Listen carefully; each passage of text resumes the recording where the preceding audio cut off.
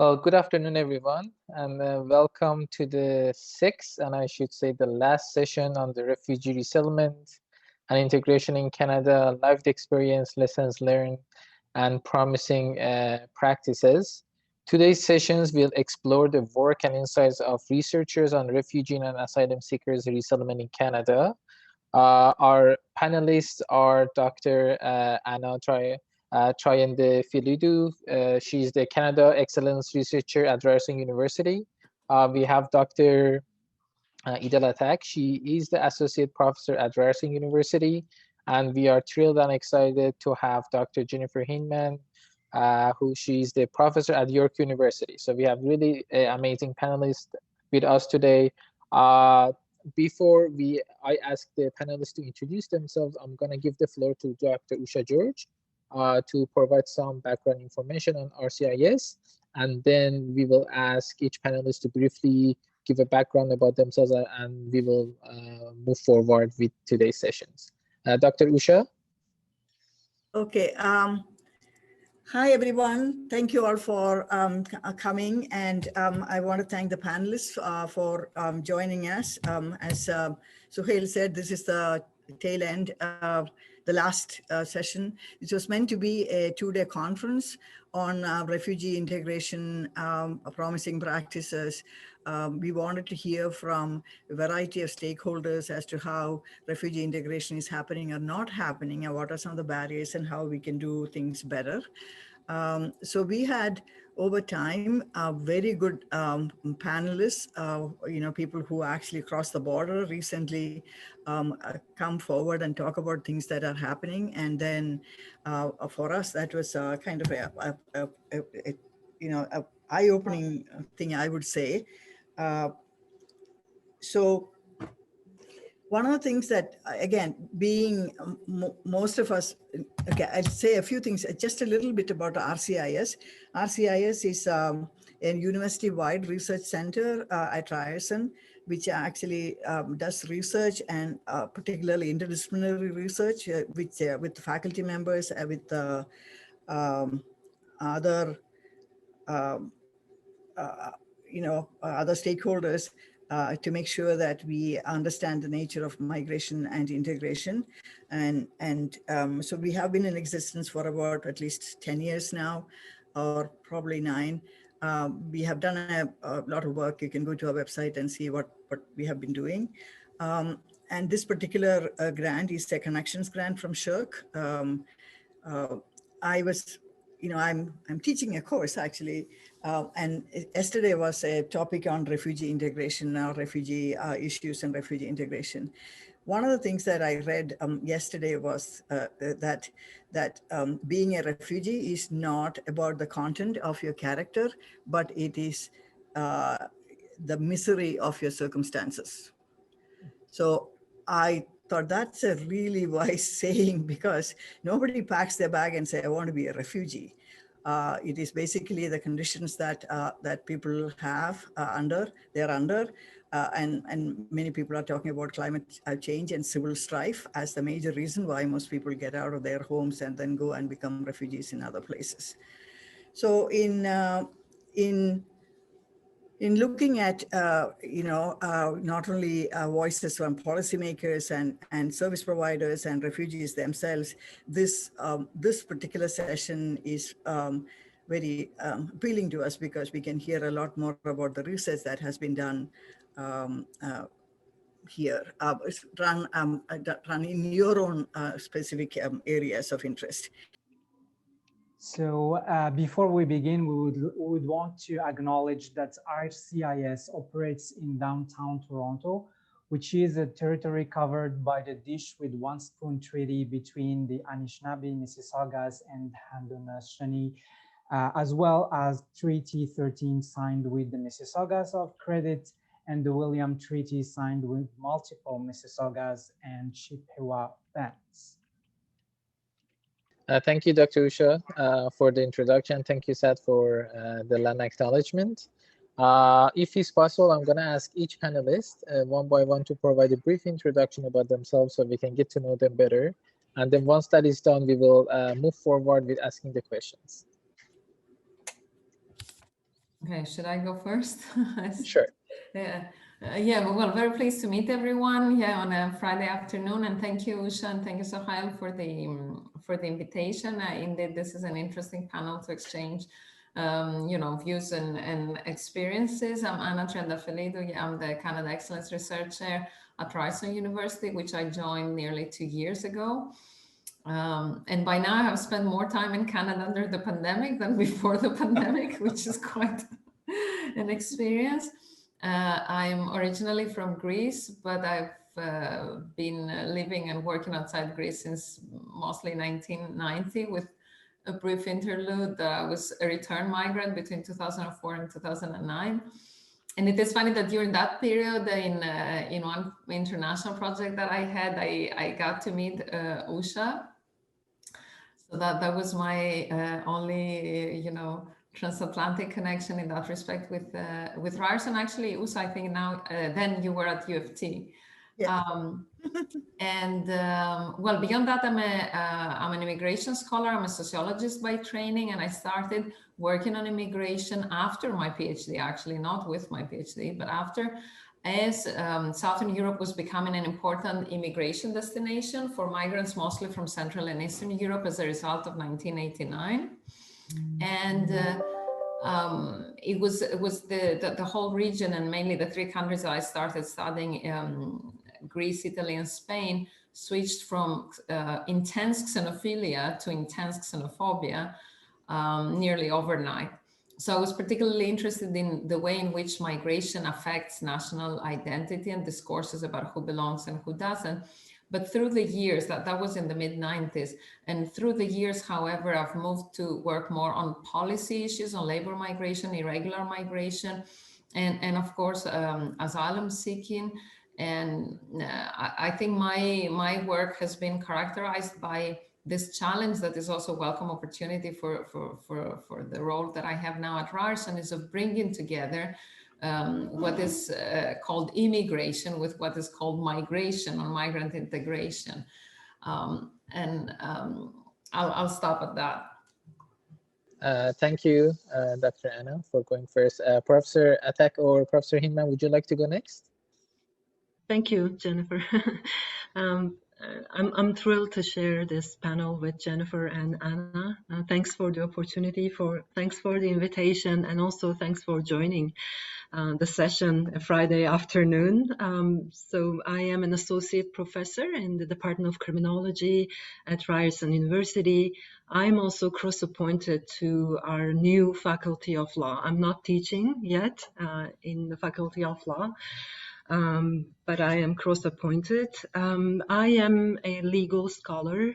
I did my PhD at the University of Montreal, Faculty of Law, and my PhD was on the criminalization of irregular migration and irregular migrants in Europe, interestingly. I looked at the Europeanization of this process of criminalizing irregular migration. And then I did a postdoc at the McGill University's Legal Pluralism and Human Rights Center. And I switched to the Canadian issues, and I was interested in the protection of asylum seekers in Canada and some of the changes in the refugee protection in Canada. Then I came to Toronto. I was hired by Ryerson University, and I continued to work on these issues. And I hope I will have more opportunity to talk a little bit more about my research. In a previous life, I worked as a civil servant for the Turkish Ministry of Foreign Affairs. And I was posted in Strasbourg. I was working with the Council of Europe. So it was a really interesting learning curve for me. To say thank you for inviting, and along with the group, the RCIS at Ryerson. I'm also delighted to be on this panel. I think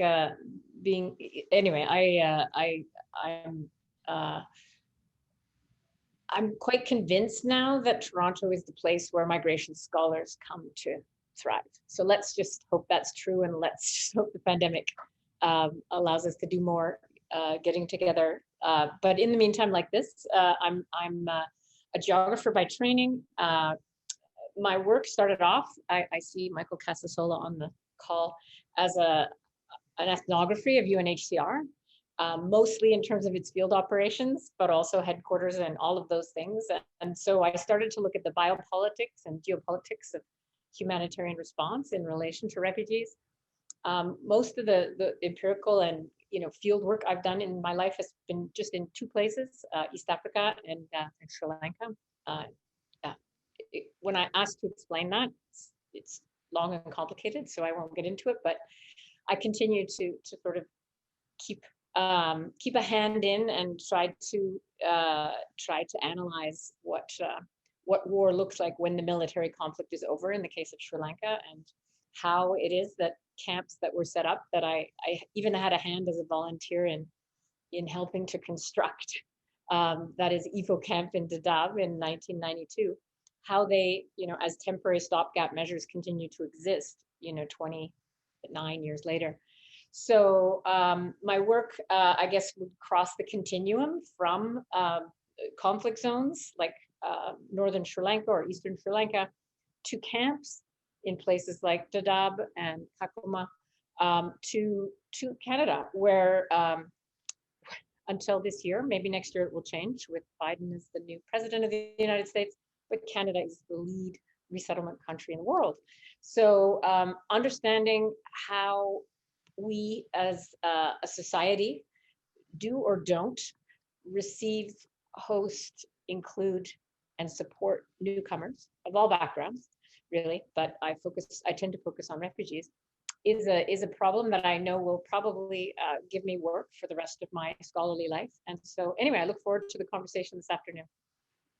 Oh, and I forgot to mention the part, I am at York, I'm a professor in the new Faculty of Environmental and Urban Change, and I have recently taken on a post as Associate Vice President of Research. Thank you for all the panelists for sharing, for briefly introducing yourself and providing more information about your research and area of specialty. We can jump into the discussion questions. The first question, I believe, is general for all the panelists. To some extent, all three of you have provided answers. I'll ask the question to see if you have any more information to add, and if not, we can jump into the more specific questions. But the general question is, and this is applicable to all three panelists, is that what motivated you to be engaged in the area that you are right now? What were the specific reasons that really motivated you and pursued you to follow what you're doing right now? Well, for me, as I said, okay, that's an interesting question, because as I said, I studied sociology and I did my PhD on minority parties, but not minority in the sense of ethnic minority, in the sense of ideological minority. So kind of parties that seek to disrupt consensus. And as I said, that was between 90 and 94, and it was just the same time really landslide changes were happening in Europe. And I was interested about what is happening and why is it happening. So as I said, I turned to use those same tools to understand why are people changing their discourse and their views about who is a self and other. To give you an example, in many places, I think in Southern Europe, a Black student was an international student, an odd case in a Greek or Italian university. So it was really the kind of welcoming of someone who is different. And there was no sense of economic immigration or even of asylum seeking. There was some asylum seeking, but it was truly like very few people having come through some sort of global diaspora networks. So it was generally seen as a very positive thing. And other than this, foreigners were tourists. And other than this, again, migration was an issue as emigration. So as diaspora connections with the different, Spanish, Italian, or Greek diasporas, including in Canada or in Northern Europe, in Australia, in the United States, even in Latin America, very significantly for some of the countries. So that was a big challenge for me to understand why is this happening and why people can become so racist, both so xenophobic and so racist. And I think this to some extent remains a puzzle to this day. What is behind xenophobia and racism, because the easy answer, the easy justification is that it's a fear of the unknown, but I don't think it's a fear of the unknown, and I don't think economic explanations are sufficient, because we've seen they don't, so they stand in some cases and not in others. And I think there is a lot to be said about how national identity is constructed, and about how specific national identities, for different reasons, unfortunately bear the seeds of this negative dynamic much more than others. And of course, we can say a lot about the historical experience. Beyond that, I think I had a concern about social justice and about defending those who are more vulnerable, and about our I think obligations as citizens, but also as citizens not in the narrow sense of nationals, but as citizens in the wider sense of civil society and the kind of society we want to live in, and that it's up to us to create. And so in that sense, I've been also very lucky to be able to work in research on something that was close to my heart. What motivated me, I will refer to similar reasons as Anna's. When the landslide changes were happening, I was in Europe. I was working for the Turkish government at that time as a civil servant, was in the 90s. And I came to the realization that migrants, and especially asylum seekers and undocumented migrants, had become one of the most marginalized populations in Europe, but also in other parts of the world. One of the tasks I had at that time is to read the judgments by the European Court of Human Rights, the reports by the European Human Rights Commissioner, and also the Committee for the Prevention of Torture of the Council of Europe. And in all these publications, you could clearly see that how migrants, asylum seekers, and undocumented migrants are criminalized, excluded, their rights violated. And sadly, this trend has confirmed over the past 2 to 3 decades. I also realized that there are several ways in terms of questioning, resisting, and challenging these trends, these criminalizing and exclusion trends. And teaching, awareness raising, research are among these resisting strategies. I think what motivated me is to become an instructor, to teach in this field, to raise awareness, and also to do research, to be able to contribute to this resistance strategies to the criminalization of migrants. Thank you, Professor Atak. Can we hear from you, Professor Hyndman? Sure. Yes, happy to. And I share, I'm glad, Idil, that you are no longer working as an attaché or a diplomat for the Foreign Affairs Office, but I can only imagine that kind of experience and employment would situate you well for the research that you've done.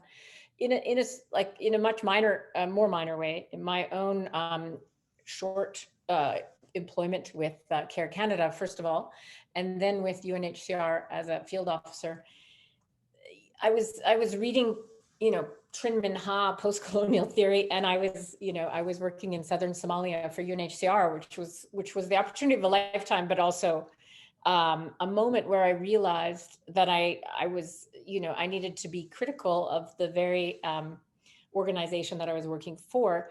And don't get me wrong, in a constructive way. So in doing an ethnography of UNHCR for my PhD a little bit later, I was interested.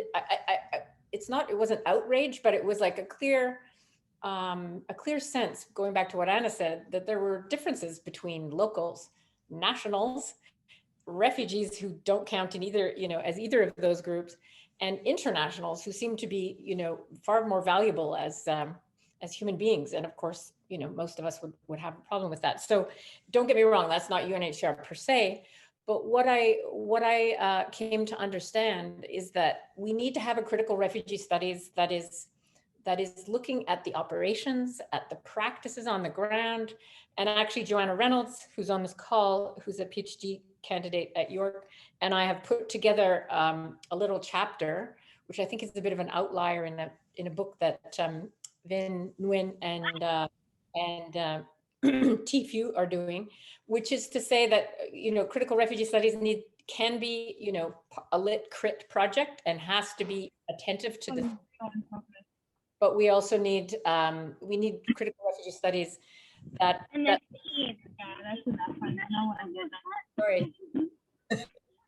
that looks critically at, the granular part of everyday operations. So just one last thing about UNHCR, I just want to say the book Refuge, which is I think Betts and Collier, says that UNHCR has, a bad business model. And that's a moment where I've been on record as saying, actually, I think UNHCR has something really important to offer, and their protection mandate is something that we can't afford to lose, however imperfect it might be.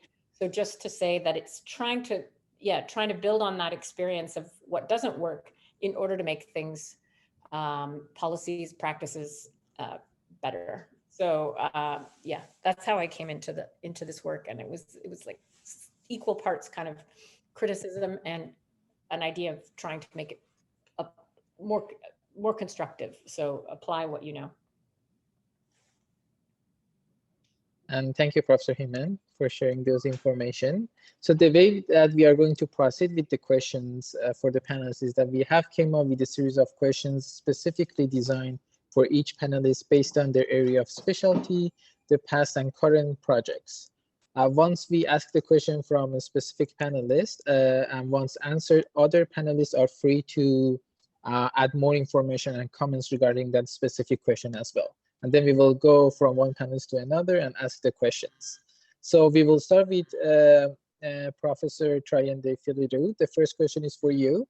And the first question is, would you please elaborate, or can you underline the involvement of the settlement agencies and NGOs in refugee sponsorship and resettlement process worldwide? Was it a spontaneous or pre-structured participatory model?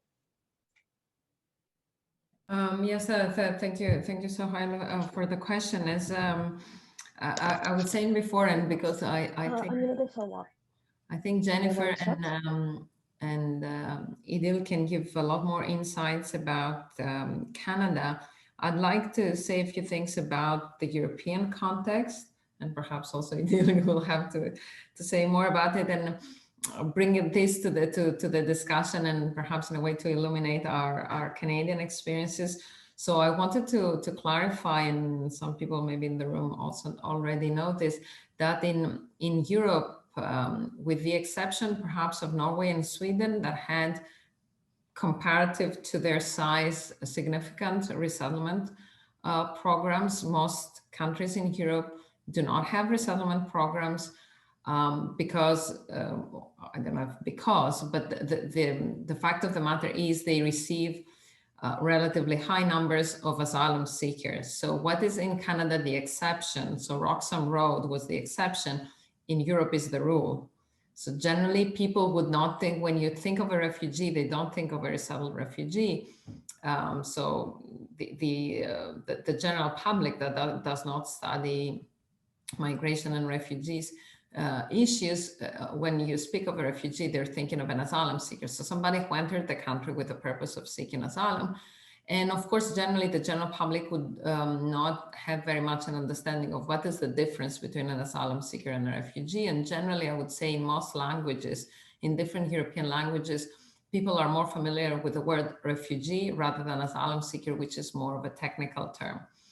And I would think generally people would have a sense that it is different to be a migrant, which is generally understood as an economic migrant, somebody who's motivated by looking for a better work, better life, better income, better future, and a refugee who is somebody who's fleeing persecution and violence. And again, generally people would not, and probably that's the same in Canada, have not a very good understanding that the motivations can be mixed, and people may be fleeing both political issues and economic hardship. So having said this, what happens with NGOs, and also I would like to say that what we call in Canada settlement agencies pretty much doesn't exist in Europe, because even those countries that are significant destination countries for the last decades and throughout the post-World War II period, like Britain, France, but also Germany, the Scandinavian countries, they don't have such a proactive immigration policy like Canada that would then foresee that there is a need for a settlement sector that helps the newcomer migrants or the resettled refugees to adapt and thrive in society. So what you have is civil society organizations that support migrants and asylum seekers. Generally, there would not always be a clear distinction between the two, with the exception of some non-governmental organizations that are, for instance, have the word refugee in their title. So the Greek Refugee Council or the Danish Refugee Council. Many organizations would have, say, a title like Solidarity Now or something similar, or they would use the word migrants or migrants and asylum seekers, and not very, not distinguish between the two in any hard and fast way. What is their model of engagement, as you asked, generally? So again, what happens is different countries have different models of funding of these organizations. There would be organizations that are funded more in what we understand in Canada's heritage organizations that are more related to the well-being of migrant communities, promoting cultural and other issues, of course, general socioeconomic integration support, family support, children and education support.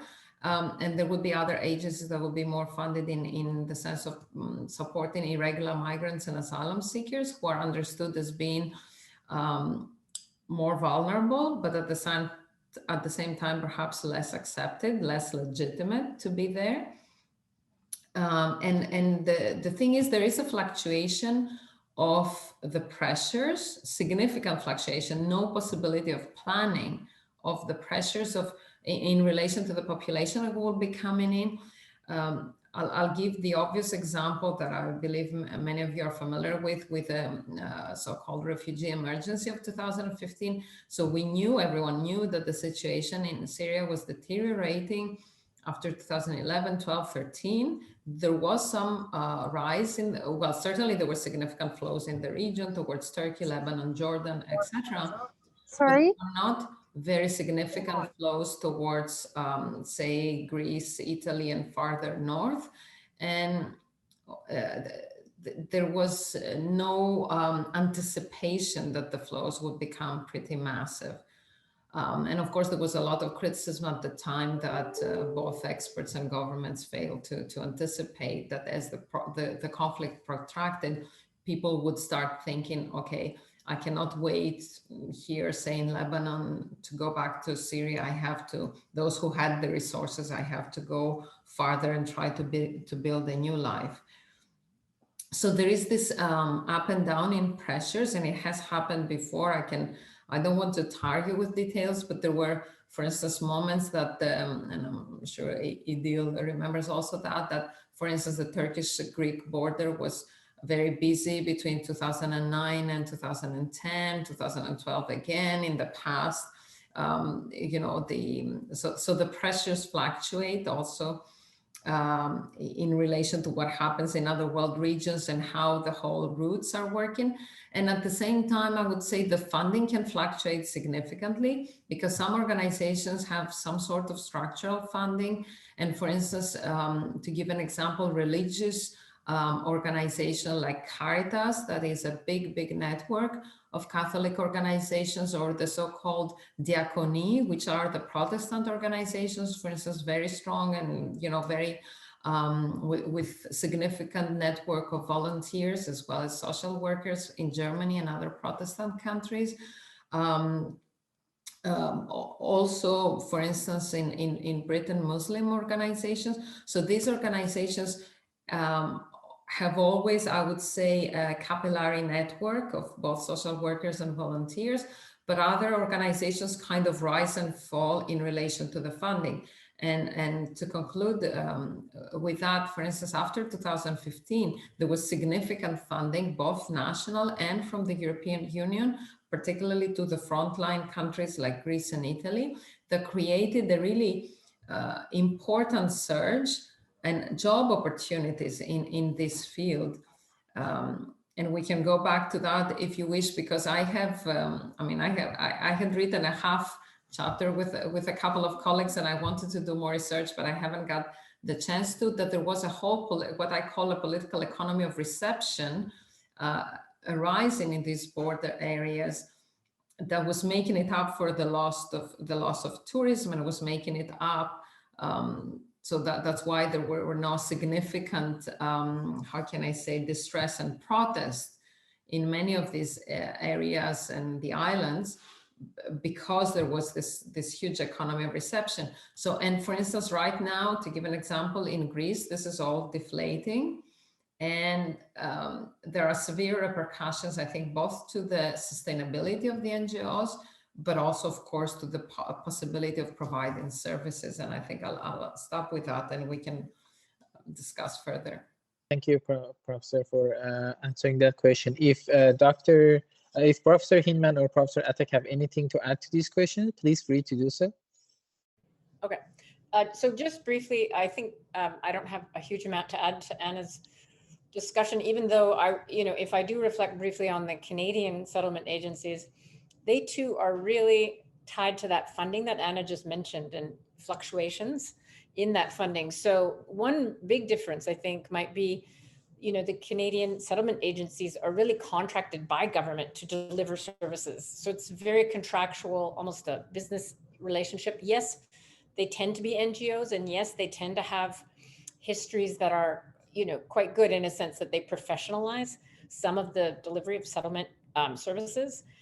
And I say that because, often people are quick to say sponsorship is better, or, settlement agencies are better because they're more professionalized, but I think each has their strengths. And I just wanted to say that when you have a professionalized, cadre of people who've been doing it for many years, that's an asset, and it's proven an asset when a good number of people, the Syrians, came over from 2015 to 2016. A couple of very quick points picking up on Anna. I think that the notion of what I've called cold water geography in Canada means we have resettlement, and we can control a lot of the asylum.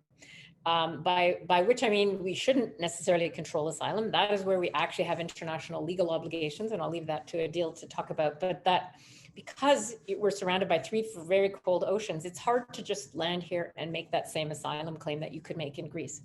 So I've written about that with William Payne and Shauna Jimenez, but that's one point I wanted to make. The other is that I'd like us to think about resettlement maybe beyond the UNHCR and or international refugee regime pure definition of it's a solution, one of the durable solutions for UNHCR.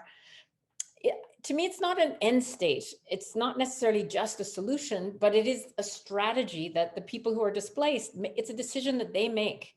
And it might be reversed. It might be that, people may return to Syria in 10 years, but right now they need to educate their kids. They need safety. They need some predictability. They need access to medical care, or whatever it might be. So trying to undo this permanency of resettlement as like an end state, I think is one thing we need to think about. And finally, just picking up on something that Anna said, I think we need the independence, because we have settlement agencies as kind of, contracted by government to deliver services. We also need the Canadian Council, for Refugees, the Canadian Council of Churches, Amnesty International, all 3 of which are currently, in court, taking the government to task on whether the Safe Third Country Agreement between Canada and the US is even legal. I mean, the argument is that it's harmful to those who are trying to cross and get into Canada. So I'll leave it there for now.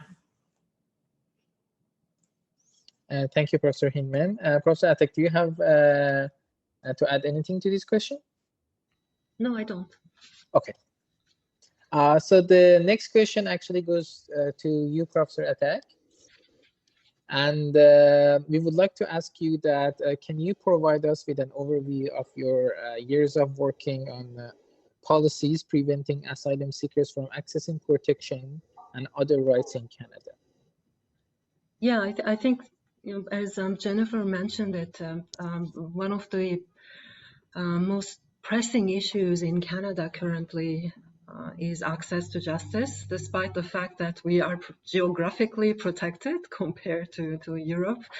And we receive a smaller amount of asylum seekers in Canada. There have been a proliferation of the so-called responsibility sharing mechanisms, which are actually burden sharing mechanisms in Canada. And this is not a new trend. This is something that has started 30 years ago, but we see an acceleration of these trends, which prevents asylum seekers from accessing international protection. And states like Canada try to evade their responsibility under the international refugee law, under their domestic obligations as well. And asylum seekers are portrayed as burdens, which is very problematic. And Safe Third Country Agreement is a perfect illustration of this trend, burden sharing agreements. And as Jennifer mentioned it's currently debated before the Federal Court of Appeal. And last year, Federal Court in July ruled that the Safe Third Country Agreement is unconstitutional because it violates Section 7 rights of asylum seekers. And interestingly, the Federal Court also said that the Canadian authorities cannot evade their responsibility by saying, arbitrary detention and risk of refoulement, etc., all these human rights violations are happening in the US. We are not responsible. The Federal Court rejected this argument very clearly in its judgment and said that Canada is responsible. And there is a causal connection between the harms suffered by asylum seekers in the US and Canada's decision to send them back to the US by virtue of these agreements. Another burden sharing mechanism was adopted in 2019, and it's a change in our Immigration and Refugee Protection Act, which included a refugee ineligibility. So asylum seekers who come to Canada but who made a previous asylum claim in countries with which Canada has information sharing agreements are automatically ineligible. So their claim is not referred to the Immigration and Refugee Board. They can only get a PRA, pre-removal risk assessment. So this is another example that illustrates the really terrible impacts of these burden sharing agreements and their impact on access to asylum in Canada. Another trend that we see in Canada and North America is these information exchange agreements, the use of or exchange of biometric data on asylum as a tool of asylum management and border management, which is extremely problematic for various reasons, privacy, but also access to asylum once again. And just to finish, I find it very worrisome that Canada refers more and more to migration diplomacy. So it's a notion that we find in, for example, Canada's reports of implementation of the two United Nations Global Compacts, one on migration, the other on refugees. If you examine them, you will see that there are frequent references to migration diplomacy, whereby Canada helps other countries, like-minded countries, but also other countries in Africa, in Asia, and in Latin America, especially Mexico, to to combat irregular migration, to combat migrant smuggling, to defend their borders and strengthen the border controls. And these are also extremely problematic in terms of access to asylum.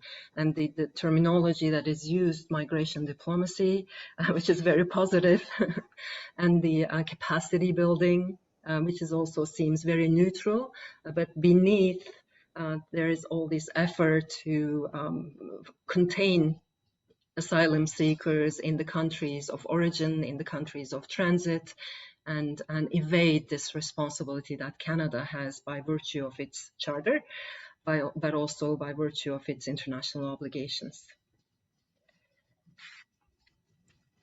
Thank you, Professor Atak, for sharing that information regarding these questions. The next question is for you, Professor Hyndman.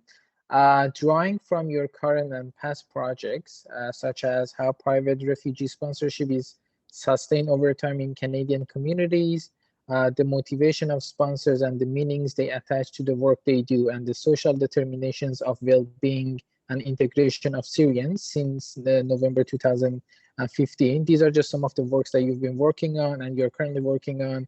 Can you elaborate how such initiatives are linked to the participation and social inclusion of refugees in Canada? That is a huge question. So I will break it into some little pieces and try and just not take too much time, but happy to have more Q&A as we go on. I do think it's a great question. How is refugee sponsorship sustained? That is in itself is huge. But let me just say, first of all, just to provoke, on a Friday afternoon when people are perhaps over-Zoomed, that we think about sponsorship maybe as in one of two main framings. One, it's like this unprecedented civil society mobilization over 4 decades, where 325,000 people have been brought to Canada by really through the pocket money, well, not pocket money because it's more than pocket money, but through the personal financial contributions of and volunteer support of individuals in civil society. So there is a kind of civil society piece here that sometimes gets a little bit underplayed, I think. And the question there is like, what's in the water, or what makes them keep ticking? Because some of those sponsors actually do span over 4 decades. And I've got an Insight grant. We're working on this project. We're into almost year 4, I think. But the results are really interesting, and happy to talk about those. But that's one way of framing sponsorship. I think another way of framing it is more like a public-private sponsorship. And I think both of these framings are, have some truth to them. So by the public-private sponsorship, what I mean is that without the government saying, yes, this person has been screened for security and meets the, the refugee definition as, in the Canadian, sense interpretation of it, and, meets any other kind of screening criteria and sort of the selection criteria. So that's where the state comes in. And then depending on whether they're government assisted refugees or they're sponsored, and we know there are two different categories that fall under sponsorship, but that's where civil society comes in and says, oh, we'll take a family, or, we can do more. Sign us up again this year, whatever it might be. So those are 2 different frames that I kind of like to use just to kind of pry open what is sponsorship and how, that's a little bit macro, but I think it helps us to think about the fact that both of those framings are about human rights, about social justice, about, humanitarian obligations that Canada might have, but also what we found in our research. This is the project that I'm working on with a fabulous team that I would normally have a slide of and picture, but mostly graduate students and postdocs that basically, the idea of social justice. So you've got these broad kind of wrongs and, human rights violations or egregious atrocities. And how can you do something about it at a local level? And that's where I think we're hearing from sponsors. We're hearing from people who were sponsored themselves or brought over as government-assisted refugees who are taking on that role of sponsorship.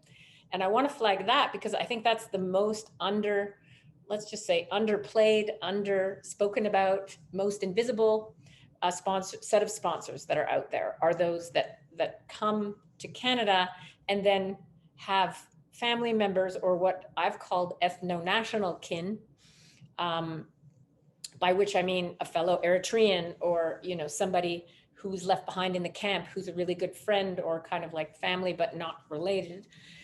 How do you help those people left behind? And that's where Canada's program is kind of unique in the world. So I won't go on about that. One last point on this, and I want to flag two other projects which people may know about. You asked about the kind of social determinants of health and integration of Syrians.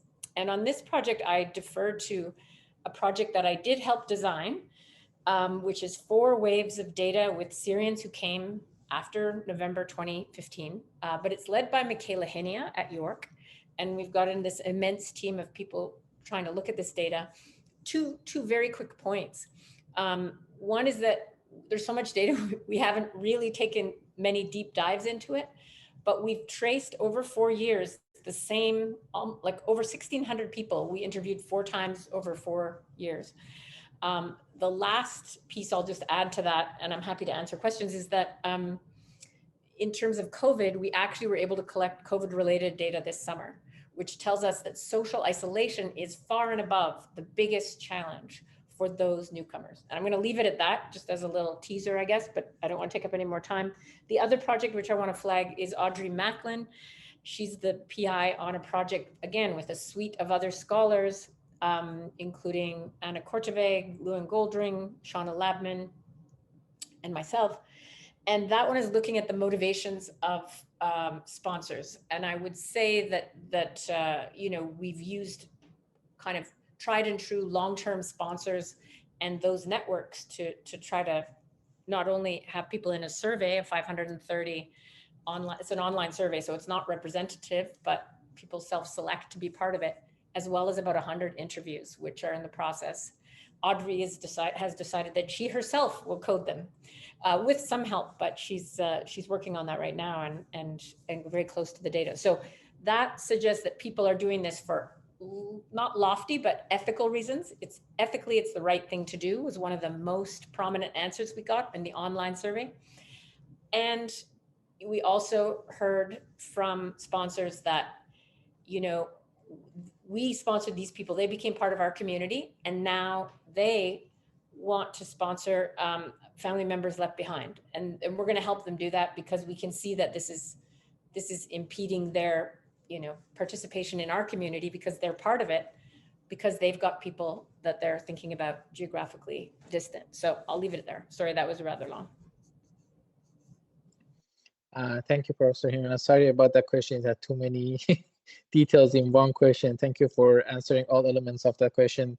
Professor Atak and Professor Triandafyllidou, do you have anything to add to that question? Okay. Yeah, no, I think I would have to add, and I have no direct experience of the sponsorship. I can only say that at the time of 2016, and the different debates in Europe about whether and how much to help people. And again, you may be aware that initially there was a very huge wave of solidarity with people meeting. So asylum seekers in train stations and in public squares, and bringing food and toys and clothes. And then this turned sour quite quickly, I would say, within 6 months or so. And there was a lot of political debate about it. And many of the right-wing politicians would say, oh, you want to help asylum seekers? Yeah, take them to your home instead of imposing them on us. And I think Canada has stood out, has shone a light on this, and it was all over the news, both the symbolic gesture of Trudeau, but also the actual gesture of the Canadian citizens and residents. I would say that generally people in Europe, and of course this is my impression, I haven't seen a study on this, we're thinking, Jennifer, that the sponsors were generally family members. And I think that would have come from the coverage of Alan Kurdi's story, because at least this is what we have heard, and I lived in Italy then, was that Alan's Kurdi, so the family that is in Canada, the extended family that is in Canada, had sponsored one part of, so I think it was a sister that is here with her family, and she sponsored another sister or brother with her family, but not that specific family of the other brother. So that's how also there was, I understand there was also a huge wave of solidarity here. We're saying we can do more. And that had a very strong visibility and publicity across Europe. Having said that, there was an interesting, I was involved in this large NGO in Greece called Solidarity Now. I was involved in an indirect way because I didn't live in Greece, but more in an advisory role. And there were a lot of interesting things coming out. First of all, on how, and I'm sure there's a lot, I mean, I've read some of the studies that have already been published on the private sponsors here in Canada. And for instance, on how these, and I want again to emphasize this, that when we're thinking of Greece or Italy, but also of Germany or France or Denmark, these are asylum seekers. These are not people who came through a vetted process taken by the UNHCR, etc. So, but there was an emphasis and some very good campaigns by Solidarity Now, one of these NGOs and others, to show that the asylum seekers themselves had all these worries and concerns, and that it was a very human and humane experience, that both those who wanted to help and those who were there to be helped had the same, if you want, fears and prejudices about how will it be, what is their religion, what do they eat, what are their practices. And I think some campaigns managed to really make everyone aware that, you know, it's very human and it's fine to have these, these concerns. And the third thing I want to say, and maybe Jennifer, you can say more about it, is this work that Elisa, I know Audrey is doing about how do you draw the limits, and is this a kinship relationship, but in what way? And it is very interesting that many of you may have seen recently the IRC, I think it's the IRCC, publicized a call for services or training to support private sponsors. And actually there is already a course that is provided both online and I think partly on site, or at least post-pandemic it will be on site by, I can't remember right now the name of the organization, I think it's Catholic something, to support sponsors, because there were a lot of cases where the sponsorships broke down because people had not realized the commitment and the personal investment in this. So maybe, and I know other people from in this room have experiences, and both personal experiences and academic experiences on this. Just really quick responses to that, Anna. I think the kinship, there is a paper by Audrey et al., of which I'm one of the et als, and it talks about kinship, not in that we wish to advance that sponsorship is a kinship project where somehow sponsors are kind of in this parental role, but we do name this idea of parentalism, which our sponsors sort of narrated, the sponsors in the comments in our survey, which were basically, do you have anything to add? So there was just, everything was close-ended except this one section. And people reflected both very critically on, the power relations, which are very uneven and very, very tricky to be, reliant for a year for your rent and your food money on somebody else. Now, of course, there's a contract and everything behind that, but the notion of parentalism is that many of the sponsors themselves, the data in that project are fascinating. 80% of the sponsors who did the survey, were over 55. They were women on average. So there was almost a kind of demographic, a defined group of people who were doing this work and reflecting on it. Don't get me wrong, I'm going to say read the chapter, but that was one point. That kinship thing is a really tricky and tough issue around power and around how you navigate that. And I think a lot of the sponsorship groups do a very good job of it. They're very aware that they are there to assist and support.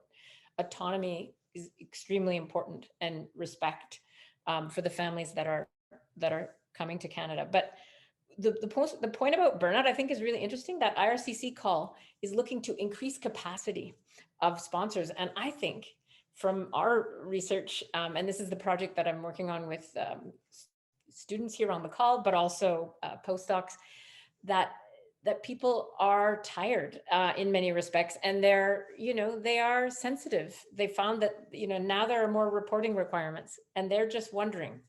They're feeling a little underappreciated. So the idea that you're looking for capacity at this moment is really interesting.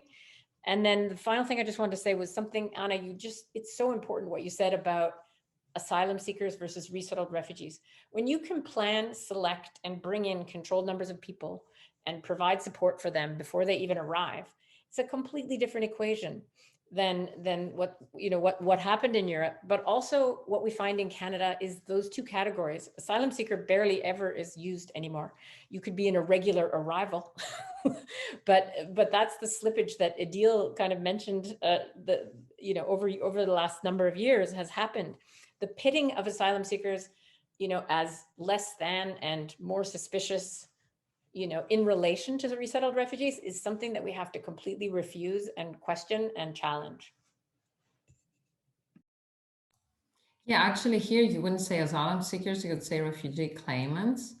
That word is not used in English in European circles, whether academic or otherwise, which is interesting.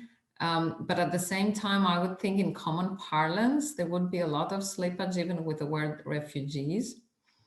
I want to say something else also that maybe people don't know. So in the early 90s, when the so-called Iron Curtain fell and communism imploded, and a lot of people voted with their feet, leaving their countries and coming to Southern and Western Europe. For instance, particularly with regard to Albanians going to Italy, the word economic refugee was coined. Because it was felt that while Albanians were, after the end of the communism, were leaving for mainly economic reasons, their hardship was such that they were refugees, which in legal terms would be almost a contradiction. And generally, you would hear a lot in the debate, because I think probably in Canada, and correct me if I'm wrong, there is this idea that if you're a resettled refugee, so you've been vetted, it's checked, you are a true refugee, or you're a deserving refugee. And the refugee claimants, it depends. While in Europe, this is all up for grabs and for discussion. So there would be a lot of this discussion in the media and among people. So are they true refugees? So, oh yes, the true refugees. And there is this understanding that you can really tell the bananas and the apples there. So it's black and white, very clear, which is interesting. And of course, you would have also what you call the cold water geography. You would have a lot of this as an excuse as well to say, yes, it's easy to be generous when you're in Canada. It's less easy to be generous when you're in Europe in general, or Southern and Southeastern Europe in particular. At the same time, of course, I want to emphasize the opposite argument, which is it's easy to be indifferent in Canada, while in Europe you cannot be indifferent, you have to take sides. So I think that should be also emphasized.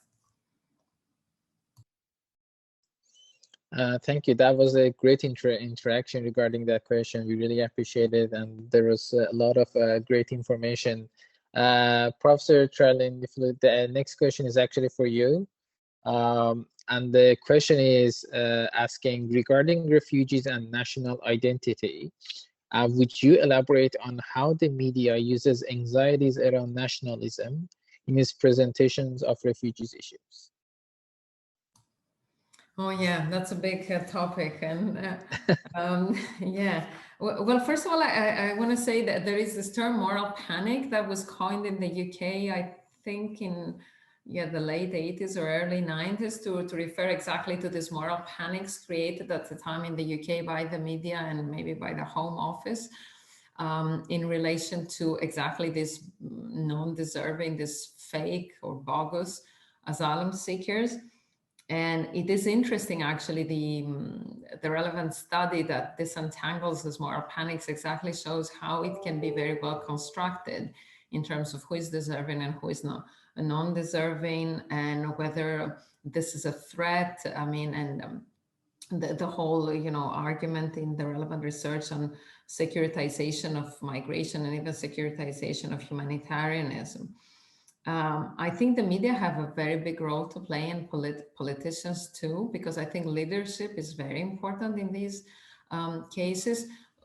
First of all, because people are not experts and don't want to become experts.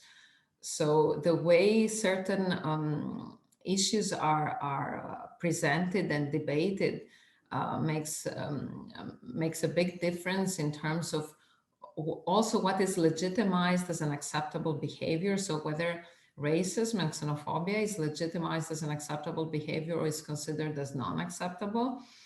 And in that sense, politicians too, in the way they justify policies. And my favorite example on this is about the Italian Prime Minister, Matteo Renzi, who was the Prime Minister in Italy in the period. So he was Prime Minister when the big shipwreck happened outside Sicily, and that was September 2013 or 14. I think it was September 2014. A huge shipwreck, and like over 200 people died just a few miles south of Lampedusa, which is a tiny island south of Sicily. So halfway towards the coast of Libya and Tunisia. And so of course that like Alan Kurdi in Canada, that created a huge wave of sympathy and solidarity in the Italian public opinion. And I think Renzi, who was heading a center-left government, took the opportunity in a positive way and engaged into a discourse that privileged the notion of solidarity and refused to engage in a discourse on the economics of this, on the costs of this, because what Italy did following that shipwreck is to engage into a massive search and rescue operation in which military ships were involved and which were kind of proactively going and seeking for dinghies leaving Libya for Italy. And I'm not sure how many of you are familiar with this geography of the Mediterranean. And while the passage from Turkey to Greece, of course, can be deadly, but it's a very short passage. And so statistically speaking, your chances of drowning in crossing from the Turkish coast to one of the Greek islands are really small. Of course, fortunately, the chances of drowning when you cross from Libya to Italy are really significantly higher. So he created this search and rescue operation that ended up costing over 11 million euros per month to Italy, because he said we cannot just sit and watch while people are drowning. And the opposition was trying very much to engage him into economic arguments, saying, oh, you're spending, say, 45 euro for each asylum seeker that is put up in a reception center, and you're giving 18 euro per day. Sorry, it was 45 euro per day, and you're given the allowance you're giving to invalid Italian citizens is 18 euro per day. But he just didn't engage in that discourse. And actually he even, I think, in a smart, of course, in my view, in relation to my own values, way engaged into even a Christian discourse. I won't turn to the other side when people are drowning, and I will not wait for Brussels being the European Union. I won't wait for Brussels to do something. I'll do something because we as Italians are proud to do this. And I think in that sense, leadership is very important Because equally, I'll take exactly the opposite example of what happened between Greece and Turkey recently at the border. That was when it was after the pandemic has started. I think it was in May and June. And I do think that the Turkish government was trying to push people and create pressure on the border and tell people, you know, the Balkan path has opened up again. This is your chance, just go. But the way in the current conservative government in Greece engaged in a totally military vocabulary, as if the refugees, and actually they used the word refugees, they didn't use the word migrants. So even I think, how can I say, really doing away with the distinction of whether people are moving for economic reasons or fleeing persecution and violence and war in their land. They said, oh, the refugee is the enemy. And really, we know the power of the media. I mean, showing constantly, I mean, we can watch Greek TV here in Toronto, showing constantly kind of scenes of war at the border, instead of de-escalating this and saying, you know, you have to understand what are the motivations. People, I mean, Turkey is hosting a really high number of Syrians and others. People are desperate. They're thinking they can go through the border. Of course, there is misinformation, and there's, of course, that was there, and the manipulation from the Turkish government to put pressure on Greece and the EU, but to try and humanize the whole thing. So this is very important on the part of the media and of political leaders. Of course, there is the other part, what I said in the very beginning. I think there are things about how national identity is constructed where such discourses can resonate more or less strongly. But what I had shown in that early work of mine in the 90s, so was that what often happens is that we selectively take those elements of our national identity that can justify our policy and our views. So, for instance, I'll give again the example of Greece. Greek identity, Greek national identity is very ethno-cultural. It's very ethnic and based in a belief in common descent, etc. It's not very civic. But in order to delegitimize, for instance, migrants coming without papers, you know, without documents from Central Eastern Europe in the early 90s, the civic element was emphasized, saying, oh, these people violate our laws. Now, for good or for bad, Greek citizens are readily violating their own laws if that suits. But suddenly being a law-abiding citizen was a quintessential element of national identity. So it's very interesting to see also these interactive dynamics of identity. Thank you, Professor, for that very fruitful and detailed information. Does Professor Atak or Professor Hyndman have anything to add to that question? Just a very brief point. Sure. I wanted to pick up on Anna's really interesting point about the refugee as the enemy, because I think we can, I mean, I've spent a lot of time looking at competing nationalisms that are militarized and very deadly in the Sri Lankan context, but I think we can bring it right back to Canada. And actually, John Carla on the call has written about, I can't remember if it's called the Kenyaization of refugee policy in Canada, but anyway, looking at the ways in which refugees are sometimes cast as a threat or as questionable, as Anna raised earlier, that notion of they don't necessarily check the box. If they had, Kenny would say they would have just waited their turn in a refugee camp rather than arriving at the border and making a claim. So I just want us to think about what I consider to be a tacitly white but very nationalist discourse that existed in the previous government. And this is the government led by Stephen Harper, of course, where there was actually commissioned research, which, and I wrote a paper on this because I was very outraged by this commissioned research, working with a research team. So it came out last year called Diaspora Geopolitics. But the concern was that the government was paying for research to see if people from the diaspora who come to Canada, and diasporas are in this case defined as conflict areas. So people who come to Canada from conflict zones, do they import conflict? And that was the question. Do they import conflict? So to me, that is a loaded question. Maybe it isn't to everyone on this call, but that to me is sort of seeped in a kind of white nationalist defensiveness that picks up on some of the themes that Anna is, I think, outlining here. And I just want to mention that, because I really think it's easy for us to study competing nationalism somewhere else, but we really need to examine our own, projects. In this case, it was research, so it was even more kind of egregious from where I sat. Just to keep in mind that we have a lot of mud on our, if not on our faces, then we have a lot of whatever skeletons in the closet, things that we need to be critically aware of in our own backyard. Maybe I can add to what Jennifer said.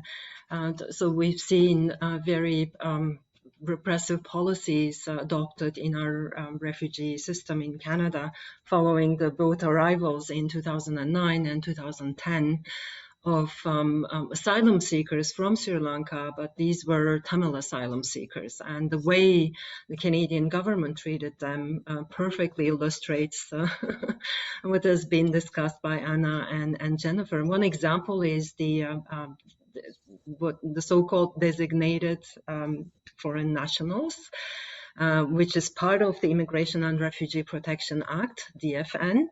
So these are individuals who can be designated by the minister because they come to Canada in a group, and the notion of group is not defined in IRPA, Immigration and Refugee Protection Act, with the help of smugglers.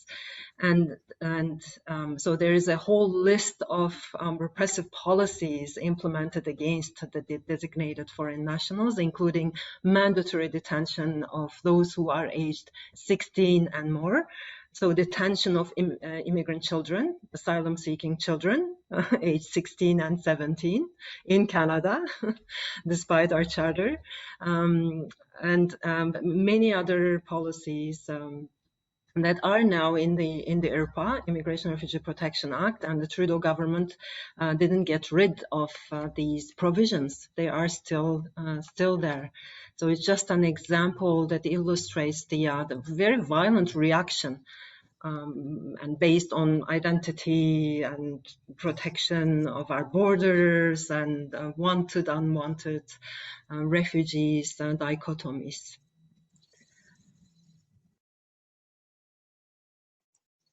Thank you all for sharing the information. Professor Atak, the next question is for you.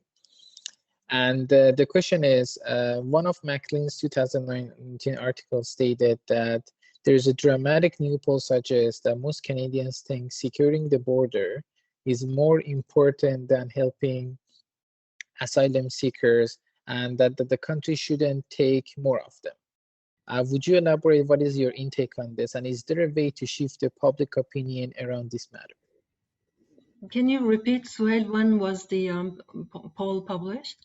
So it was in 2019, and it was Maclean's that published this article. Yeah, it's not surprising. As you may recall, after the election of Donald Trump as president in the US, so starting January 2017, there's been an increase of irregular border crossings of individuals who were in the US, but because of the negative political discourse and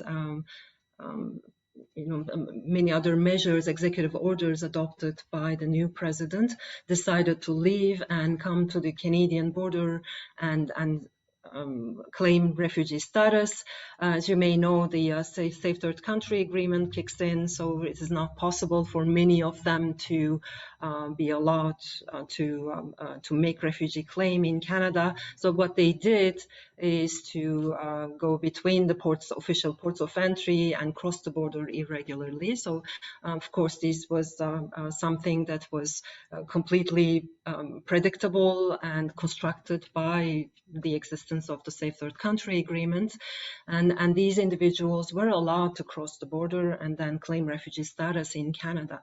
But at the same time, paradoxically, there were a number of measures taken by the government, Trudeau government, including gathering a task force on irregular migration to deal with the crisis, so-called crisis created by the irregular border crossers, and to find solutions.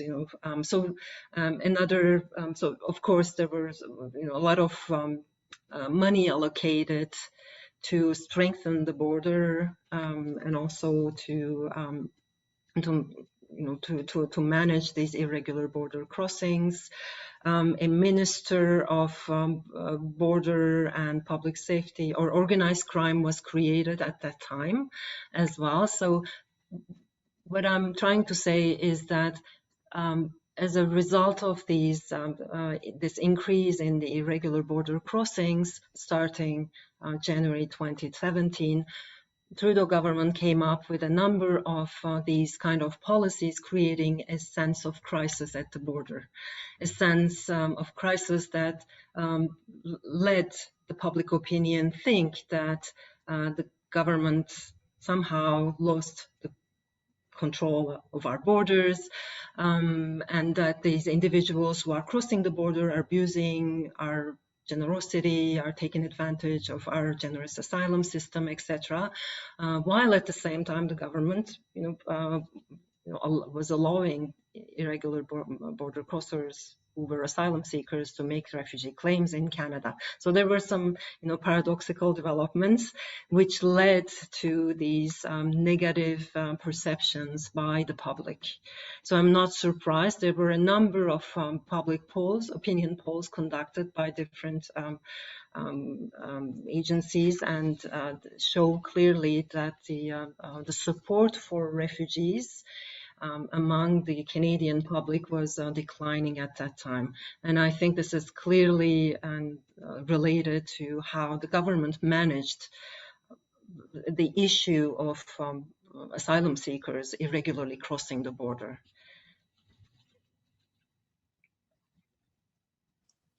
Thank you, Professor Atak, for answering that question.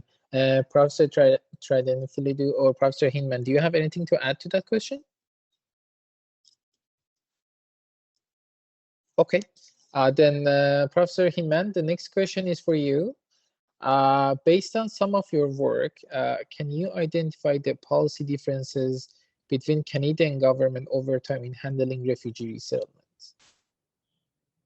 Well, actually, I think Idil just answered that in quite a good way, but I'll add a couple of points. I do think, as I just mentioned, and I would also flag a recent off-the-press PhD by Corey Robinson on this call, looking at basically the Harper government's management of the boat arrivals. I think it's very instructive, and Idil just explained why in so many ways, but people walking across the border, arriving by boat, it's as though Canadians are kind of stuck on this politesse, if you're not invited, we don't want you here, thank you very much. But it goes way beyond that, because these are really punishing, like detention for children. How much more punishing can you get? It's easy for us to point a finger at separating families south of the border, but we're doing some pretty egregious stuff ourselves. So keeping that in mind is one piece of it. And as Idil pointed out, the Trudeau government has not undone those measures. So we need to push for that. And I'm just going to leave it at that so that the interventions can keep peppering. I see questions have gone into the chat, but I'll just leave it at that. Thanks. Thank you, Professor Hyndman. I guess we have time to ask one more question, and I'll ask this question from Professor Triandafyllidou, and then we will move on to the roundtable questions, including the questions that our audience member are asking. Professor, would you elaborate on how governmental policies impacted the nonprofit sector's ability to advocate on behalf of refugees? And is there an alternative approach to improve refugee resettlement and enhance advocacy? Yeah.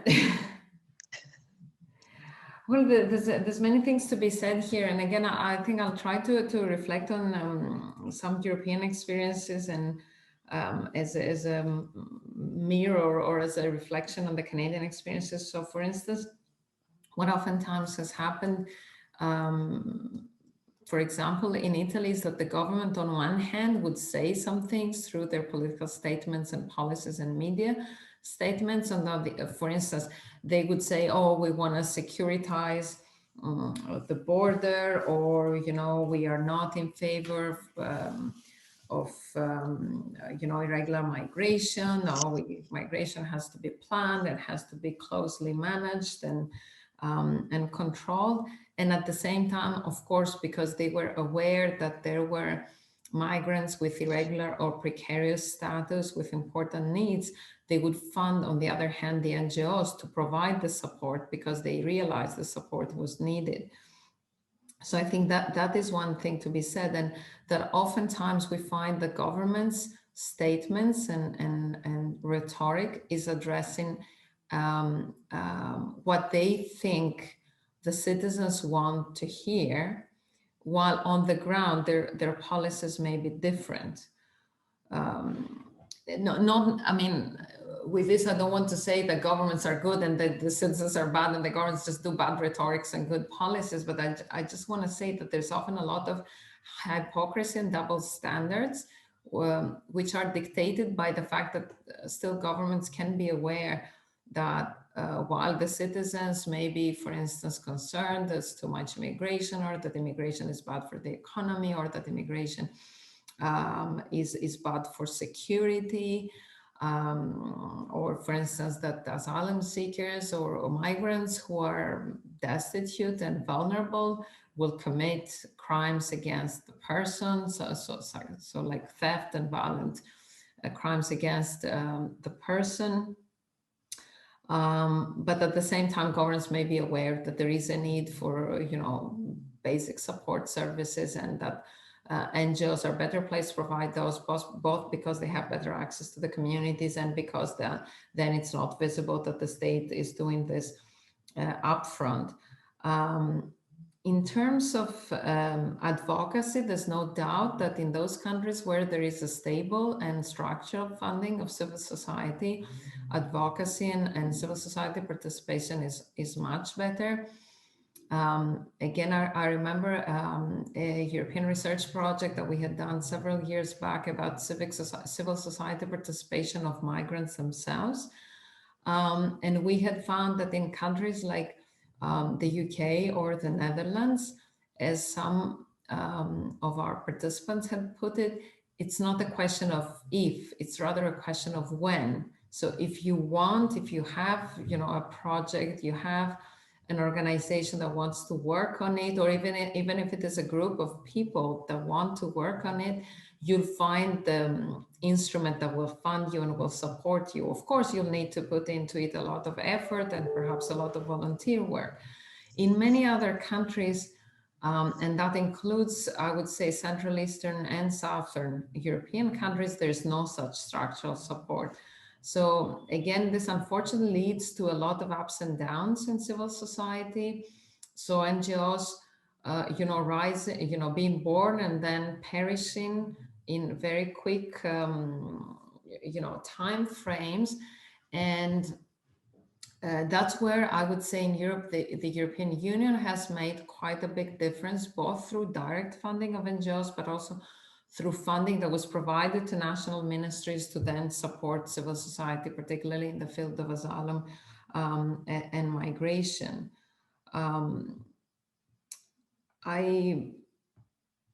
I think I'll leave the refugee resettlement and advocacy to my colleagues because they know better the Canadian reality. Thank you, Professor. Professor Atak and Professor Hyndman, do you have anything to add? I think my point earlier about having independent NGOs, civil society actors, whether it be CARL, the Canadian Association of Refugee Lawyers, working as a kind of scholarly association, but also a kind of legal change advocacy organization, and the others that I mentioned are really important, so that we do, you know, along with student groups, you know, all manner of civil society organizations. So I just want to reiterate that the independence issue is important because some NGOs are doing great work, but they're so dependent on the funding from the state that they can't bite the hand that feeds it as much as, not that they need it to bite, we don't need to be violent, but they can't be critics in the same way as other arm's length, independently funded groups might be. Thanks. Thank you all. In terms of the time, I'm just looking at the time. So those are the questions that we wanted to ask the panelists, and we want to make sure to have enough time so the platform can be open to the audience as well if they have any questions. So far, we have received 2 questions. I'll start with Professor Mehru's questions, and I believe it is addressed to Professor Hyndman. So the question is the paternalistic attitude of private sponsors towards Syrian refugees due to a colonial history and socioeconomic and class differences? Okay, no small question. Thank you, Mary. That's a great question. The answer I would give is yes and no. Yes, basically newcomers are coming to what historically is a white settler state, and they're being, social inclusion is, hey, you get to be included in our settler institutions. Now, I think we also have to give credit to Canadians and all of us who are, trying to evolve those institutions and change them where they fail to meet the mark. But there is a little bit of that, but it's also like, we're on the home team, you've just joined, let us show you the way. And I think sometimes paternalism might, it is kind of a parentalism, like a parent wants their child to succeed. So don't get me wrong, I'm not advocating that, sponsors act as parents. But what we found, again, in that Macklin et al. Chapter, is people speaking like, our goal is to help these people become independent. They already are autonomous adults who made the decision to come here, and we need to support them, but not on our terms, but on their terms. And so there is a lot of awareness, as I mentioned, about that. But the way I would say that, no, it's not necessarily about the colonialism, although Canada can celebrate 151 years of it now. Celebrate is obviously tongue in cheek.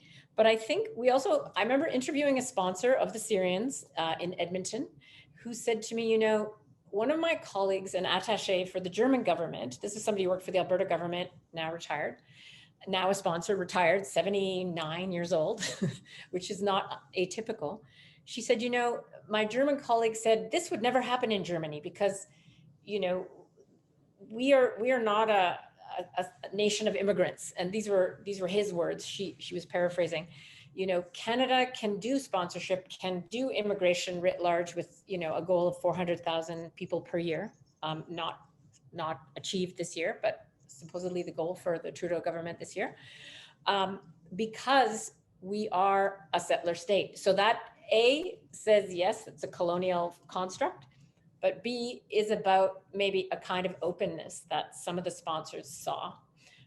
So it kind of is a double-edged sword. And just to pick up on your point on socioeconomic class, ironically, I mean, it's true that sponsors in the Macklin et al.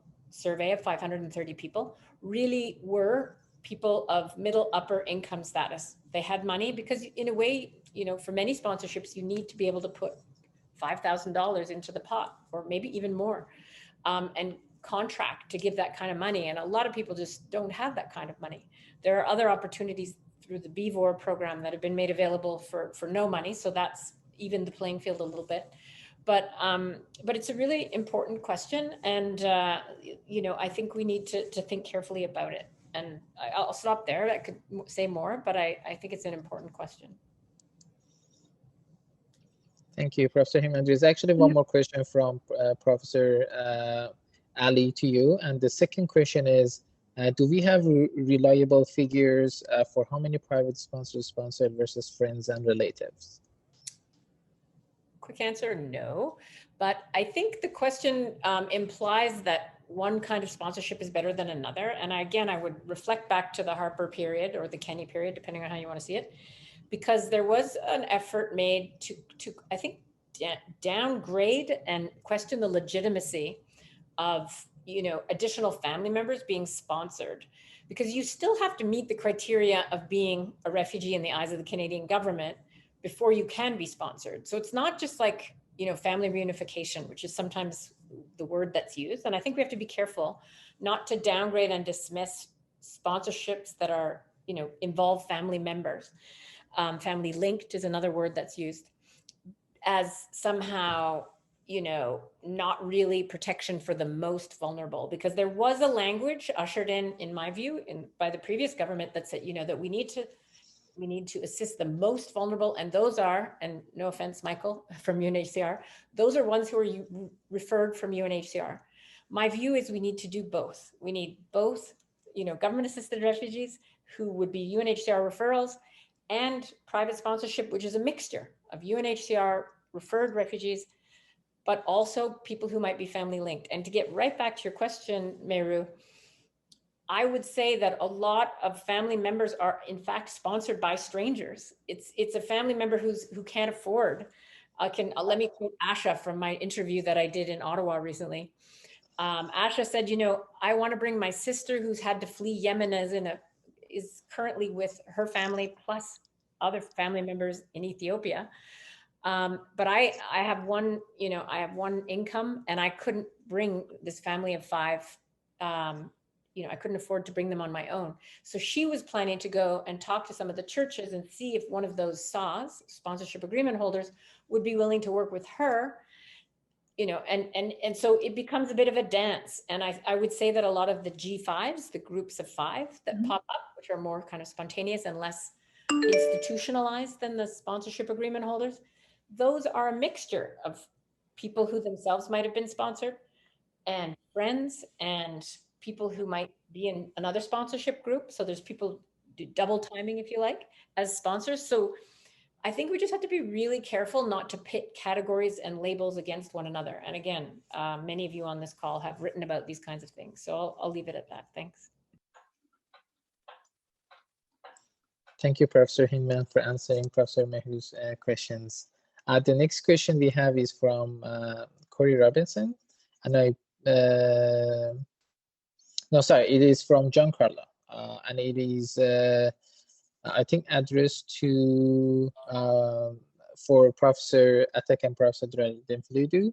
So if you could or were disposed to try to tease it out somewhat, how much of the liberal government's more recent troubling directions, the border crossings from the USA, would you or wouldn't you attribute to pressure from the right, as the conservatives' discourses were highly reactionary, of forgetting the liberals brought us? I can go first if you... Sure, go ahead, Professor. Well, I think, yes, the pressure from the right could be a factor in the liberal government's response to the situation at the border. They certainly don't want to look too lenient, and take into consideration the opinion polls that we just discussed. But I think when it comes to the Safe Third Country Agreement, for a liberal government or a conservative government, in terms of the diplomatic relations, it is too risky to say that the US is not a safe country.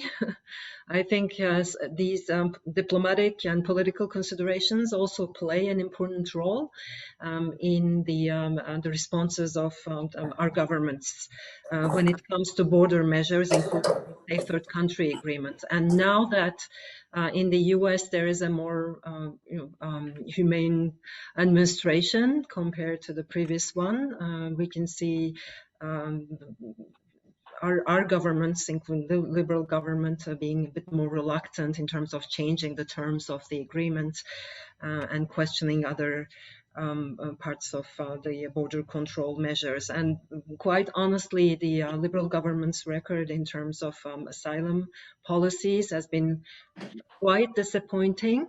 They did, great things in terms of refugee resettlement, but when it comes to asylum seekers, all the positive developments were thanks to the court judgments, and the government didn't appeal federal court judgments when it comes, for example, the designated countries of origin. There are also some positive developments in terms of immigration detention, but again, this is due to court judgments and audits and not the liberal government's free will to make a positive change when it comes to the condition of asylum seekers, unfortunately. Professor Joy, definitely can we hear from you?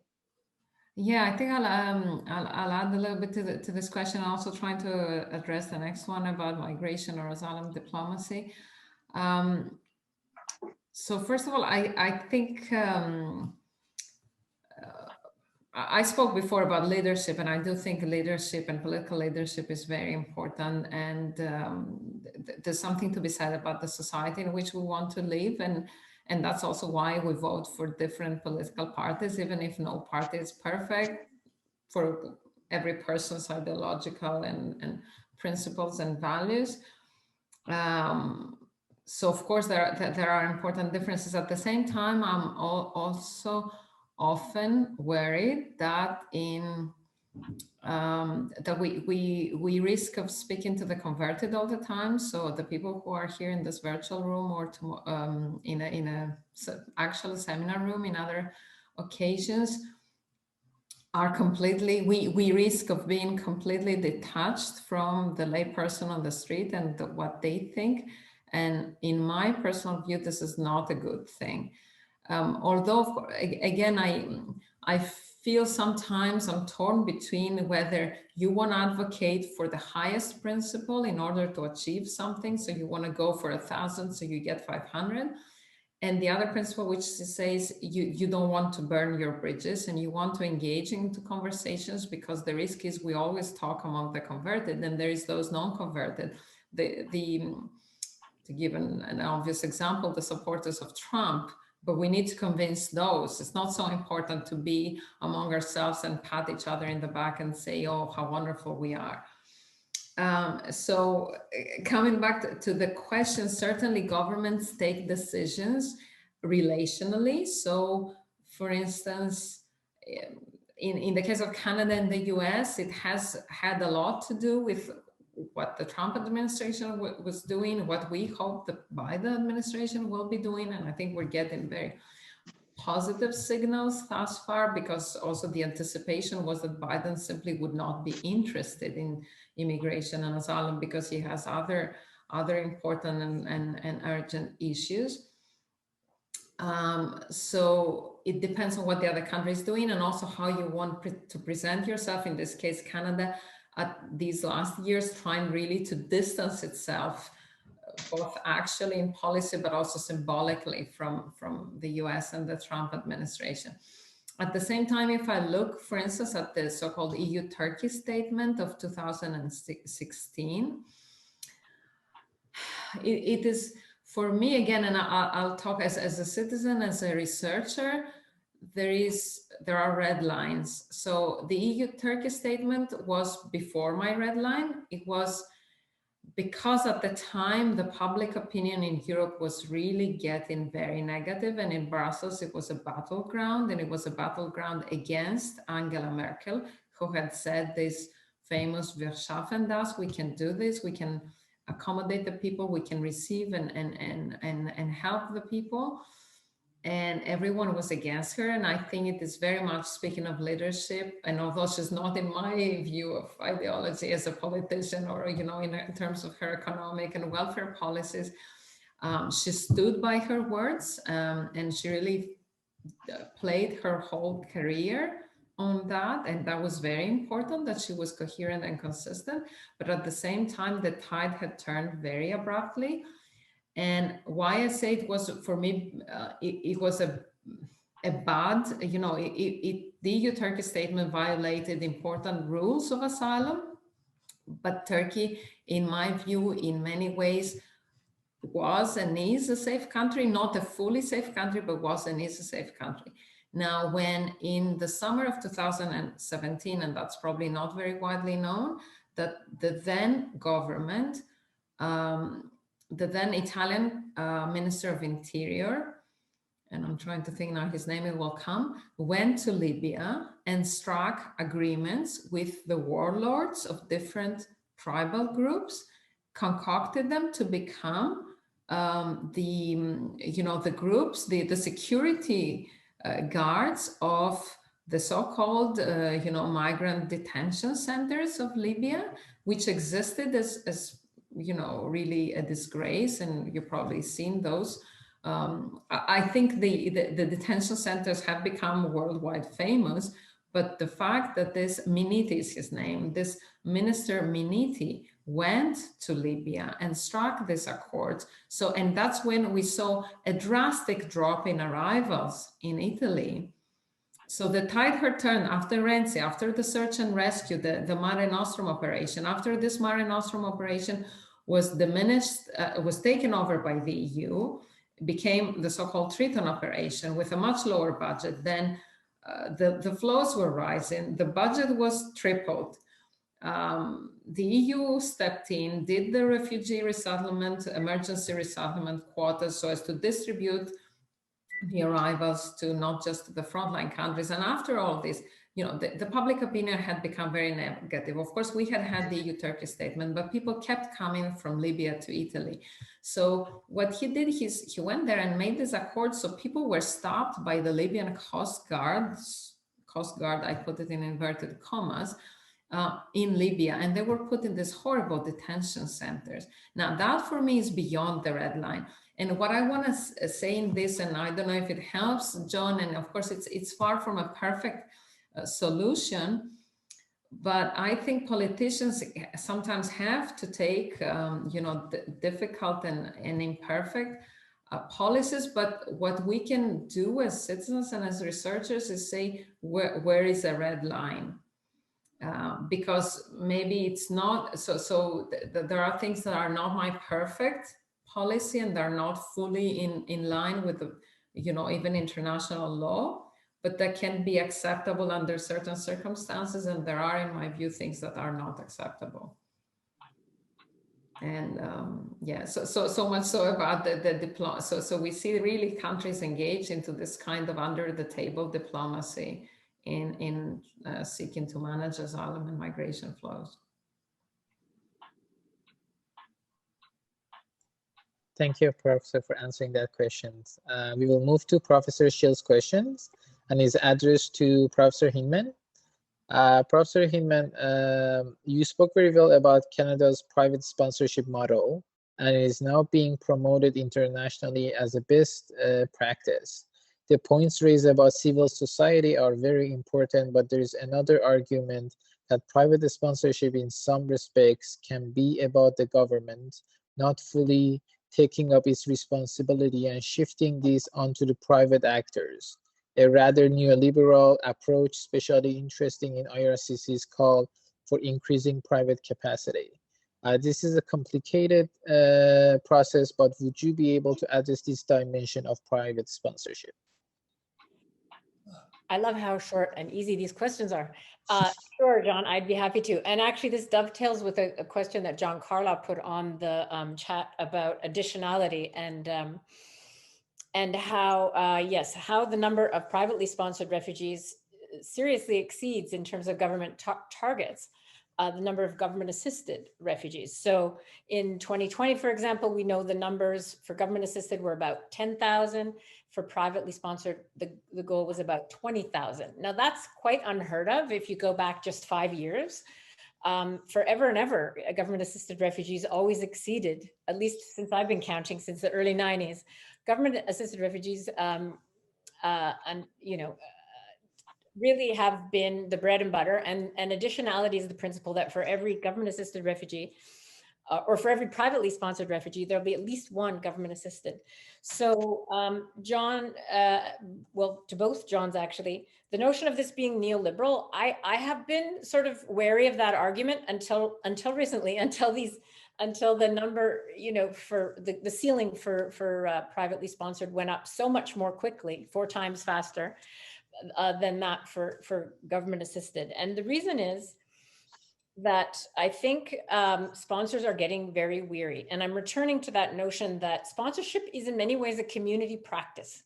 It is a decision by civil society members to do something in it might be the ethically right thing to do. It might be to help, you know, other fellow Eritreans, as we've heard in our interviews, or it might be to help a family member. But whatever the reasons, I think this notion and this call that was made earlier, the IRCC call for increasing sponsorship capacity, is a sign of slight privatization.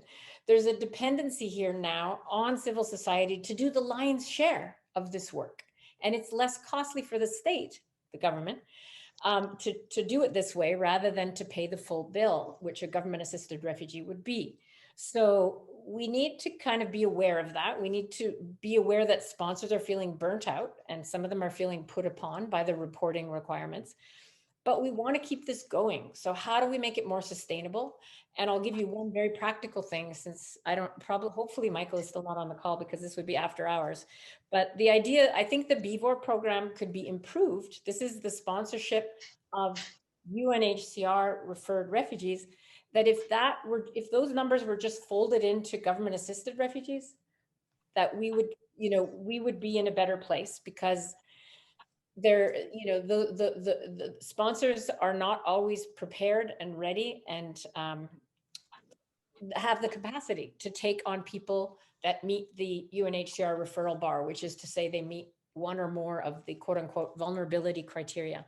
So all to say, I don't want us to burn through this program and run out of sponsors and turn people a little bit skeptical about it, but I do see some of that happening. So I'll leave it there. It's kind of a long answer, but I do agree, both Johns, that we have to be careful about getting the numbers and the balance right. Thank you, Professor Hyndman, for answering Professor Schill's question. We have one roundtable question, and this will be open to all the panelists and the audience as well. So please feel free to jump in. The question is, in a reimagination of refugee and asylum seekers settlement and other rights in Canada, how can we ensure their voice is heard? How can we ensure the participation of refugees and asylum seekers in civic and democratic activities in Canada? So I posted the question in the chat box. Please feel free to read it. Thank you. I'll just say one very brief comment, which is to say there are groups in Canada, internationally, nothing about us without us.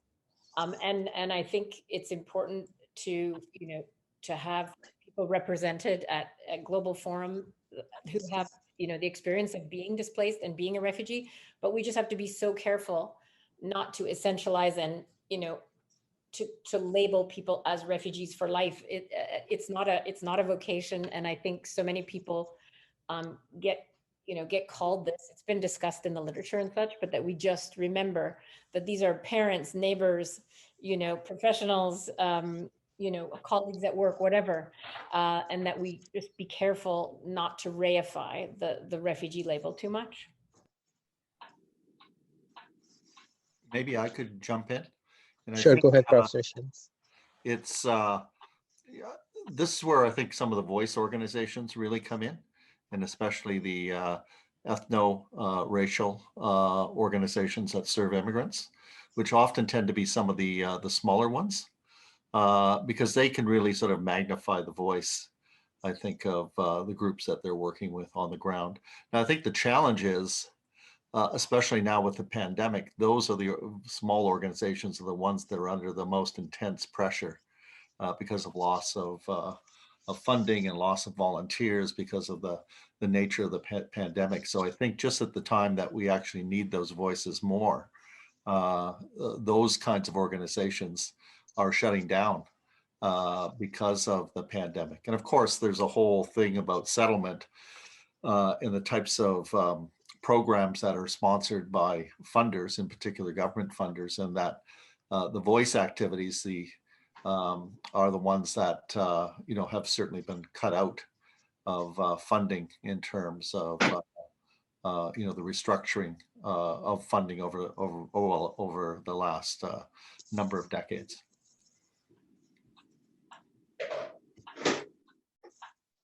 Thank you, Professor Shields, for your insight.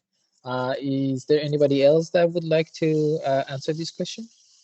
I would say that maybe we need to hear those voices right at the time when they are trying to settle down in Canada. They have been sponsored, they are here. So we need to hear from them about those processes that happened or that did not happen, so that to facilitate their settlement. You know, we have a refugee Syrian study on Syrian refugees who have come and settled.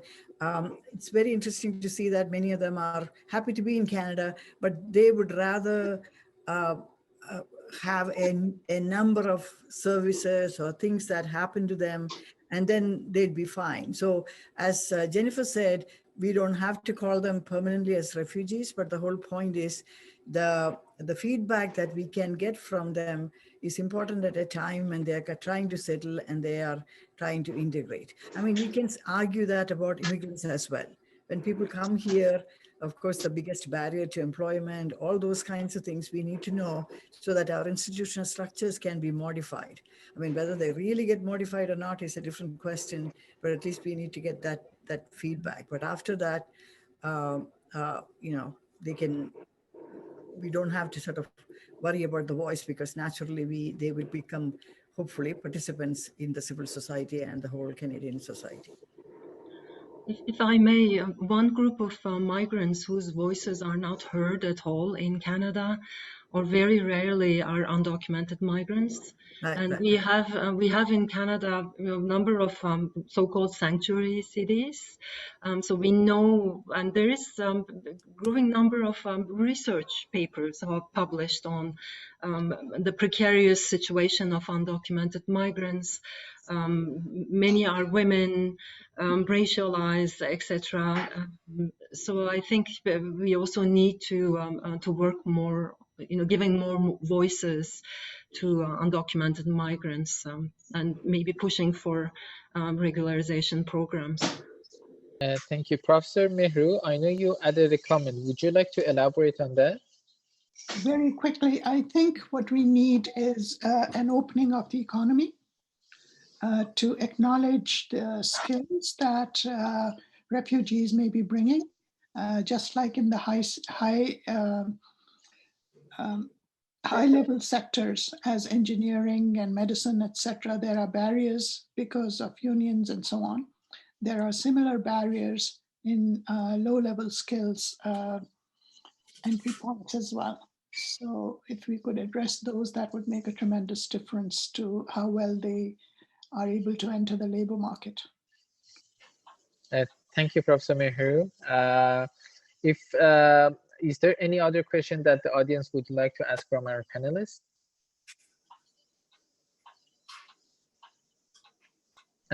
It seems like the answer is no. First of all, on behalf of myself, Saad, Professor Usha, and Tierney, we want to thank every one of the panelists and the great audience today for joining us for the last sessions on refugee resettlement and integration in Canada. It was a very detailed and fruitful conversation, and I myself learned a lot from every one of you guys. I leave the floor to Professor Usha if she has any closing remarks. My final remarks are, again, apologizing for my late arrival to the scene. I got delayed in traffic, and thank you for your patience. And I want to thank all the panelists, and it was a really interesting discussion. We need to see where we can take that once we put the summaries together. I also want to thank Saad, Sohail, and Tierney, who have been critical to this project. Tierney has been there from the very beginning. And then, of course, Saad and Sohail came forward, and they they took the project on their own and then designed it in a way that kind of it happened in spite of the fact that we could not have this two-day conference, but this worked out quite well. So I want to thank them for their patience and their hard work and their tenacity, and for producing this, bringing this to a close. And thank you again for everybody who attended, my Ryerson colleagues, as well as everybody from outside. Thank you. I just want to add that this is part of a 6-part digital series. So we've had 5 other events prior to this, which have included recent, people who crossed the border as asylum seekers, so recently arrived refugees in Canada, also people who were resettled refugees. We've had policymakers, we've had people who work on the ground in a settlement practitioner position. So what we're going to do is we're going to write up summaries / reflections of each of the sessions and then sort of present them on our website as a series. So this isn't really yet the end of the series, and it'll be nice to have all of those different voices sort of put together, and then there's more that can come from that. So yeah, just stay tuned for the more holistic product of this series, and thank you so much for being a part of it. Thank you too. Thank you. On a Friday afternoon. Thank you, everyone, and a pleasure Thank you, to have you all everyone. in this session. Thanks, Have everyone. a great weekend. Everyone. Yes, thank you. Take care. Bye, guys. Bye, guys. Have a nice weekend. Yes, you too. Yeah.